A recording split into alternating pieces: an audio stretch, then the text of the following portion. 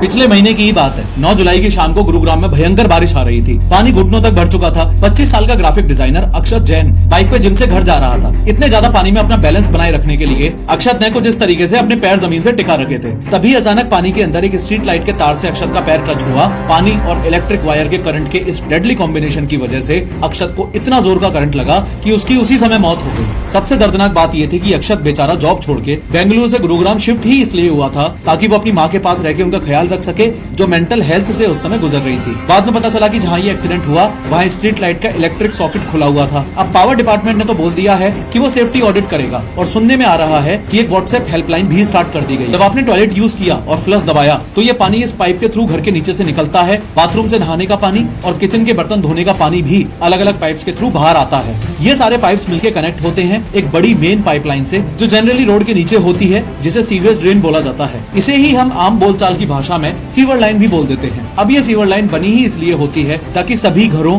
Societies या building से आया हुआ ये गंदा पानी ट्रीटमेंट प्लांट तक सेफली ले जाया जा सके। इसके अलावा बारिश के मौसम में सड़कों पे पानी ना भरे उसके लिए एक और नाला रोड्स पे बनाया जाता है। इसे कहा जाता है स्टॉर्म ड्रेन। इस स्टॉर्म ड्रेन का सिंपल सा काम है बारिश के पानी को रोड से कलेक्ट करके बाहर निकालना, ताकि रोड्स पे इस तरह से वाटर लॉगिंग ना हो। एंड में स्टॉर्म ड्रेन किसी लेक या नदी में जाकर मिल जाते हैं। वैसे पिछले साल हुआ कुछ ऐसा था कि 23 साल की तनुजा बिष्ट अपने 3 साल के बच्चे प्रियांश के साथ बाजार गई थी। अब तनुजा अपने घर से निकली थी, तब आसमान साफ था, बारिश का कोई नामो निशान था नहीं, इसलिए वो पैदल ही बाजार चली गई। लेकिन लौटते वक्त अचानक से तेज बारिश शुरू हो गई और देखते ही देखते रोड पर पानी घुटनों तक भर गया। अपने छोटे से बच्चे को गोदी में उठा के तनुजा ने जल्दी से घर की तरफ बढ़ना शुरू कर दिया, पर रोड पे पानी भरता ही जा रहा था और रोड दिखना ही बंद हो चुकी थी। और तभी तनुजा का एक पैर एक गड्ढे में पड़ा। वो कुछ समझ पाती उससे पहले ही दोनों माँ बेटे एक खुले हुए मैन होल में गिर गए। जब तनुजा घर नहीं पहुंची तो घर वालों ने उनको ढूंढना शुरू किया और कुछ घंटों बाद उन दोनों की लाशें उस मैन होल से 500 मीटर दूर नाले में मिली।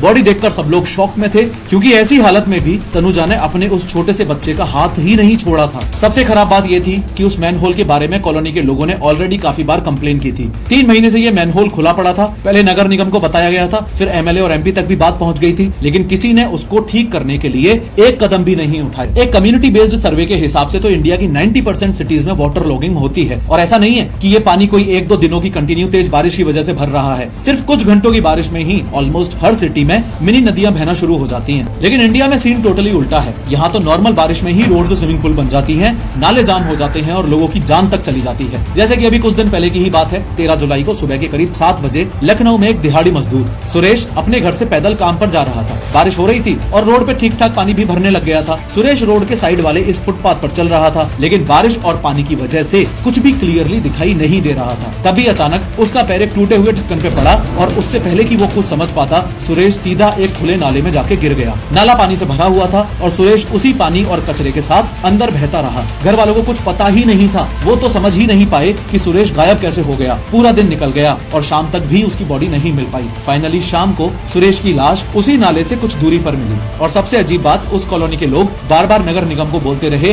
कि इस नाले का ढक्कन टूट गया है, कोई गिर सकता है, लेकिन किसी ने सुनना ही नहीं चाहा। अथॉरिटीज सिर्फ फाइल घुमाती रही और सुरेश इस सिस्टम की वजह से अपनी जान खो बैठा। अब सोचो किसी फैमिली के मेन अर्निंग पर्सन के साथ ही ऐसा हो जाए तो उसकी फैमिली पर क्या बीतती होगी, और उनके बच्चों की पढ़ाई, घर के खर्चे, ये सब कैसे मैनेज होते होंगे। ये जो वीडियोस अभी आप देख रहे हो, ये सब इस हाई क्लास गुरुग्राम सिटी के ही हैं। गुरुग्राम वैसे तो एक बड़ा इकोनॉमिक और आईटी हब है, जहां हाई राइज ऑफिसेज हैं, लग्जरी मॉल्स हैं, रात के 2 बजे तक चलने वाले हैंग आउट स्पॉट्स हैं, मॉडर्न हाईवेज भी हैं, लेकिन अर्बन प्लानिंग एकदम ही जीरो है। ऐसा मैं नहीं कह रहा हूँ, बल्कि TERI जैसी नेशनल लेवल ऑर्गेनाइजेशंस भी इस बात को एडमिट कर रही हैं कि गुरुग्राम एक अल्टीमेट प्लानिंग डिजास्टर है। गुरुग्राम एक्चुअली अरावली हिल्स के फुट हिल्स में बसा हुआ है, जहाँ नेचुरल स्लोप बारिश के पानी को सीधा लो लाइंग एरियाज यानी कि ढलान वाले एरियाज में भेज देता है। ये स्लोप नेचुरल है, तो ऑब्वियसली पहले से ही एक्सपेक्टेड था कि गुरुग्राम में वाटर लॉगिंग हो सकती है। इसके बावजूद भी प्रॉपर प्लानिंग की ही नहीं गई, तो हर साल दिक्कत तो आएगी ही आएगी। 1980s तक गुरुग्राम में 600+ लेक्स और पॉन्ड्स थे, जो बारिश का पानी स्पॉन्ज की तरह सोख लिया करते थे, और रन ऑफ वाटर भी 30-40% तक कम हो जाता था। लेकिन रियल एस्टेट वालों ने मॉल्स, ऑफिसेज और रेसिडेंशियल बिल्डिंग्स बनाने के लिए इनमें से 70% वाटर बॉडीज को भर दिया। हरियाणा अर्बन डेवलपमेंट अथॉरिटी के मुताबिक अब उनमें से 250+ वाटर बॉडीज पर या तो इलीगल कब्जा है या उधर इंफ्रास्ट्रक्चर डेवलपमेंट हो रहा है। गुरुग्राम का एक मेन नाला है बादशाहपुर ड्रेन। पहले ये नाला 500 क्यूसेक्स पानी कैरी करता था, लेकिन अब इलीगल कंस्ट्रक्शन, कब्जे यानी इंक्रोचमेंट्स और कचरे की वजह से बहुत कम पानी ही हैंडल कर पाता है। रन ऑफ कोफिशिएंट जो पहले 0.2 था, मतलब सिर्फ 20% पानी सरफेस पे बहता था, अब वो 0.8 से 0.9 हो गया है, यानी कि अब 80-90% पानी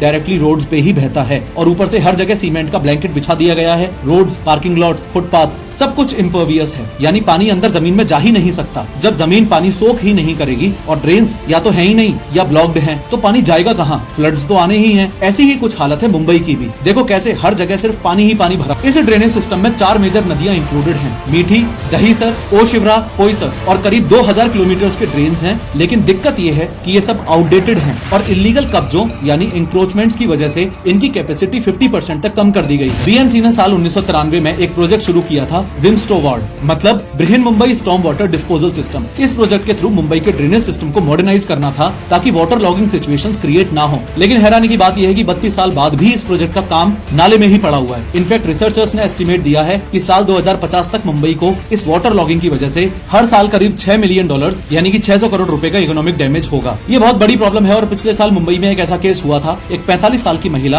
विमल अनिल गायकवाड़ बारिश में ही अपने घर की तरफ जा रही थी। जिस रोड से वो जा रही थी उस रोड पे एक खुला हुआ नाला था जो बारिश के पानी से ओवरफ्लो कर रहा था। बारिश इतनी तेज थी और नाला पानी से इतना भरा हुआ था कि विमल को वो खुला गड्ढा दिखाई ही नहीं दिया और एक कदम गलत पड़ गया। विमल उस नाले में गिर गई। नाले का फ्लो इतना तेज था कि उनको वहां से निकालने के लिए फायर ब्रिगेड को बुलाना पड़ा। लाख कोशिशों के बावजूद भी उन्हें बचाया नहीं जा सका। साल 2017 में मुंबई की बारिश के टाइम एक और केस बहुत ज्यादा न्यूज में आया था, जब एक डॉक्टर की खुले हुए नाले में गिरने से मौत हो गई थी। हुआ कुछ ऐसा था कि वो डॉक्टर हॉस्पिटल में अपनी ड्यूटी पूरी करके अपने घर वापस आ रहे थे। बारिश तेज थी, सड़क पर पानी भरा हुआ था। उनके घर के पास ही उनका पैर एक गड्ढे में पड़ा और जब तक वो कुछ समझ पाते वो एक खुले हुए नाले में गिर चुके थे। घर वाले परेशान होकर ढूंढने लगे और 2 दिनों तक कुछ पता ही नहीं चला। फाइनली 2 दिन बाद उनकी लाश उसी नाले में मिली। सबसे हैरानी की बात, बीएमसी ने कहा इसमें हमारी कोई गलती नहीं है, वो नाला तो वहाँ के लोगों ने खोला है, इसमें हम। लेकिन सिटी का ज्यादातर हिस्सा लो लाइंग है, यानी कि सिटी का ज्यादातर हिस्सा नीचे वाले इलाके में है जहाँ से नेचुरली पानी बाहर निकालना मुश्किल होता है। इस वजह से Kolkata municipal corporation storm water disposal के लिए पंपिंग स्टेशंस पे हेविली डिपेंडेंट है। मतलब जब बारिश होती है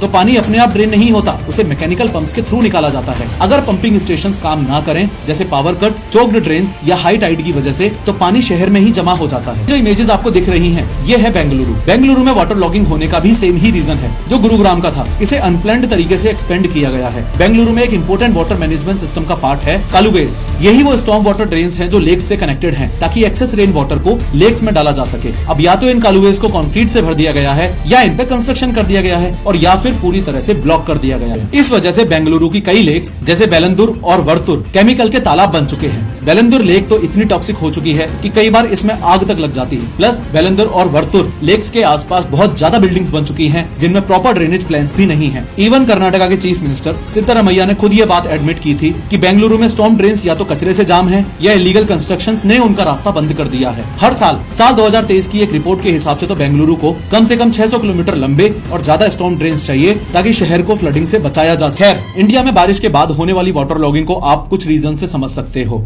ineffective drainage system, blocked drains, lack of maintenance, encroachments यानी कि जमीन पर इलीगल कब्जा, रैपिड अर्बनाइजेशन यानी कि तेजी से बढ़ता हुआ शहरी विकास, म्युनिसिपल अथॉरिटीज में कोऑर्डिनेशन का ना होना। ये बात तो आप समझ ही चुके हो कि ये जो स्टॉर्म ड्रेन्स हैं ये किसी भी सिटी के ड्रेनेज सिस्टम का मेन पार्ट हैं। इनका काम भी एकदम सिंपल है, बारिश के बाद आने वाले पानी को सिटी से बाहर लेके जाना। अब मैं आपको बता दूं कि हमारी कैपिटल सिटी दिल्ली तक में ये सिस्टम मौजूद नहीं है। सरप्राइजिंगली चेन्नई और चूंकि कॉलोनीज में स्टॉर्म ड्रेन्स बने हुए नहीं है तो लोग घर की छत से निकलने वाले पाइप को जो छत पे भरने वाले पानी को नीचे लेके जाता है उसे डायरेक्टली रोड के नीचे मौजूद इस सीवर लाइन में ही डाल देते हैं, जबकि सही मायनों में इस पानी को स्टॉर्म ड्रेन वाली लाइन में जाना चाहिए था। अथॉरिटीज ने पैसा खाने के लिए या करप्शन करने के लिए ये नाले तो बनाए ही नहीं है। तो अब जैसे ही बारिश ज्यादा होती है तो सीवर लाइन जो कि ऑलरेडी फुल है उसमें एक साथ दोनों पानी यानी कि बारिश का पानी और गटर का पानी बहना शुरू हो जाते हैं। प्लस जो कचरा उसमें मौजूद है वो पानी का फ्लो भी स्लो कर देता है और इसी रीजन की वजह से सीवर लाइन ओवरफ्लो होना शुरू हो जाती है और इस तरह से सीवर लाइन का गंदा पानी रोड पर आना शुरू हो जाता है। ये पानी सिर्फ रोड पे ही नहीं बल्कि कई केसेस में तो ये पानी लोगों के घरों में भी आ जाता है। स्पेशली इंडियन स्टाइल टॉयलेट्स में ये पानी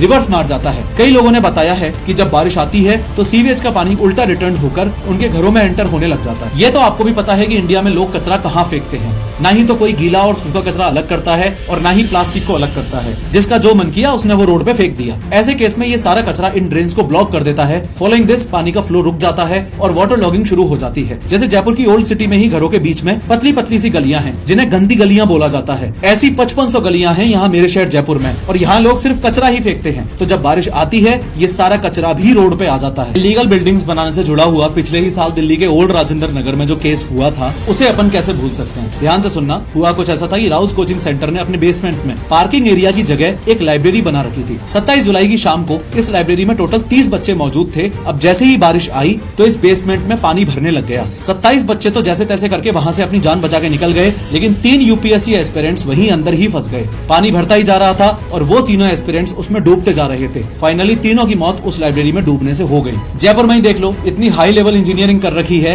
कि रोड के बीचों बीच मैन होल्स हैं और ढलान दे रखी है रोड के दोनों तरफ, तो पानी जाए तो जाए कहाँ। उसके अलावा अंडरपास में नाले नहीं बना रखे, अगर बना भी रखे हैं तो इस तरह कचरे से भरे रहते हैं। अब पानी भरेगा नहीं। करप्शन भी बहुत ज्यादा लेवल पे होता है। साल 2016 में आंध्र प्रदेश के विजयवाड़ा में 460 करोड़ रुपए का स्टॉर्म वाटर ड्रेन प्रोजेक्ट शुरू हुआ था। प्लान था कि 48 किलोमीटर लंबे ड्रेन्स बनेंगे ताकि शहर बारिश में ना डूबे, लेकिन 2025 तक सिर्फ 3-4 किलोमीटर ही ड्रेन बन पाया।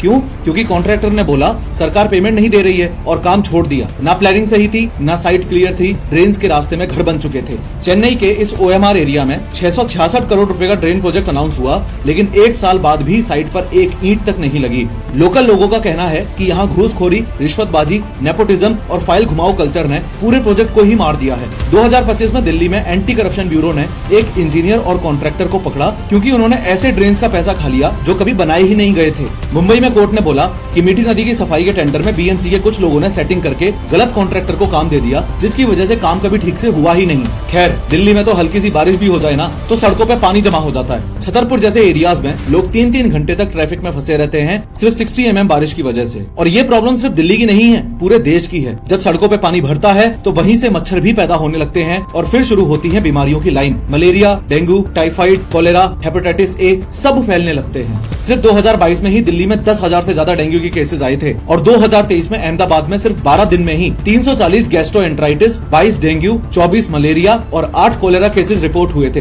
ASSOCHAM की एक रिपोर्ट के हिसाब से सिर्फ वाटर लॉगिंग की वजह से दिल्ली की इकोनॉमी को हर साल 1000 करोड़ रुपए का नुकसान होता है। और लोकल सर्कल्स के एक सर्वे में 71% एनसीआर के लोगों ने बोला कि वाटर लॉगिंग की वजह से उनका भी काफी पैसा बर्बाद हुआ है, जैसे फ्लाइट मिस हो गई, पेट्रोल ज्यादा लग गया या काम टाइम पे नहीं हुआ, इसलिए प्रोडक्टिविटी गिर। अब सवाल यह है कि इस पूरी प्रॉब्लम का सॉल्यूशन क्या है, तो सुनो। सबसे पहला स्टेप है कि स्टॉर्म और सीवर ड्रेन्स को अच्छे से डिजाइन करना, सही तरीके से बनाना और टाइम पे मेंटेनेंस करना जरूरी है। NDMA यानी कि नेशनल डिजास्टर मैनेजमेंट अथॉरिटी ने ऑलरेडी 2010 में ही रिकमेंड किया था कि अर्बन एरियाज में proper storm water drainage system होना चाहिए। दूसरा सॉल्यूशन, ज्यादा से ज्यादा पेड़ पौधे लगाने पड़ेंगे क्योंकि पेड़ मिट्टी में पानी को सोख कर लेते हैं। इसके लिए एक स्मार्ट आइडिया है यूएस जैसे देशों की तरह रोड के साइड में रेन गार्डन्स बनाना। रेन गार्डन्स नॉर्मल लॉन्स के कंपैरिजन में 30% ज्यादा पानी सोख कर लेते हैं। और एक एडवांस्ड सॉल्यूशन है चाइना जैसे स्पॉन्ज सिटीज बनाना। स्पॉन्ज सिटी का मतलब है रोड्स, फुटपाथ्स और पार्किंग एरियाज में ऐसे मटेरियल्स का यूज करना जो पानी को नीचे सोख कर लें, जैसे परमिएबल एस्फॉल्ट। हाँ, इस तरह के रोड्स बनाने में पहले ज्यादा पैसा लगेगा, लेकिन लॉन्ग टर्म में ये बहुत फायदे की डील है। प्रॉपर मेंटेनेंस के साथ इनकी लाइफ 15 से 20 नहीं 35 साल तक चलती है। साल 1990 में बने नेशनल फ्लड कमीशन ने पहले ही कह दिया था कि इंडिया में रेनफॉल काफी स्टेबल है, लेकिन फ्लड्स बढ़ रहे हैं बिकॉज ऑफ ह्यूमन नेग्लिजेंस। उन्होंने बोला था पहले फ्लड प्रोन एरियाज आइडेंटिफाई करो, फिर सेंटर और स्टेट्स दोनों मिलकर काम करो, लेकिन 40 साल बाद भी ये बातें बस फाइल में ही पड़ी हुई हैं। फिर साल 2010 में NDMA ने क्लियरली गाइडलाइंस दी, जैसे स्टॉर्म वाटर ड्रेनेज बनाना, रेन वाटर हार्वेस्टिंग मैंडेटरी करना, इंक्रोचमेंट्स हटाना और रेन गार्डन्स डेवलप करना। कमाल की बात यह है कि 2010 से दी गई इन गाइडलाइंस को आज तक किसी ने भी सीरियसली नहीं लिया।